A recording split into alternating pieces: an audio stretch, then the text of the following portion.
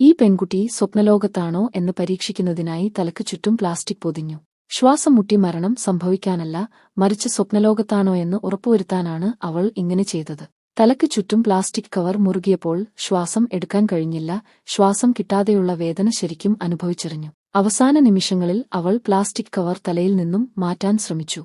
പക്ഷേ അതിന്റെ ഓപ്പണിംഗ് കണ്ടെത്താൻ കഴിഞ്ഞില്ല. പരിഭ്രാന്തയായി തിരിഞ്ഞതിനുശേഷം വായുടെ അടുത്തുള്ള കവർ കീറിയാണ് വീണ്ടും ശ്വാസം എടുക്കാൻ കഴിഞ്ഞത്. എങ്കിലും താൻ സ്വപ്നലോകത്താണ് ജീവിക്കുന്നതെന്ന് അവൾക്ക് തോന്നി. കാരണം പുതിയ വീട്ടിലേക്ക് താമസം മാറിയതിനുശേഷം ശാസ്ത്രത്തിന് വിശദീകരിക്കാൻ കഴിയാത്ത പല കാര്യങ്ങളും അവർക്ക് അനുഭവിക്കാൻ കഴിഞ്ഞു.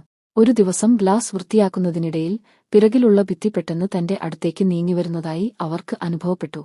താമസിയാതെ ഭിത്തി അവളെ ഗ്ലാസിലേക്ക് ചേർത്ത് അമർത്തി. ഒട്ടും അനങ്ങാൻ കഴിയാതെ അവൾ നിന്നു. എന്നാൽ കുറച്ചു സമയത്തിനുശേഷം എല്ലാം സാധാരണ നിലയിലായി. ആദ്യം അത് തോന്നലാണെന്ന് വിചാരിച്ചെങ്കിലും ഗ്ലാസിൽ പതിഞ്ഞ നീരാവി എല്ലാം യാഥാർത്ഥ്യമാണെന്ന് ഉറപ്പിച്ചു.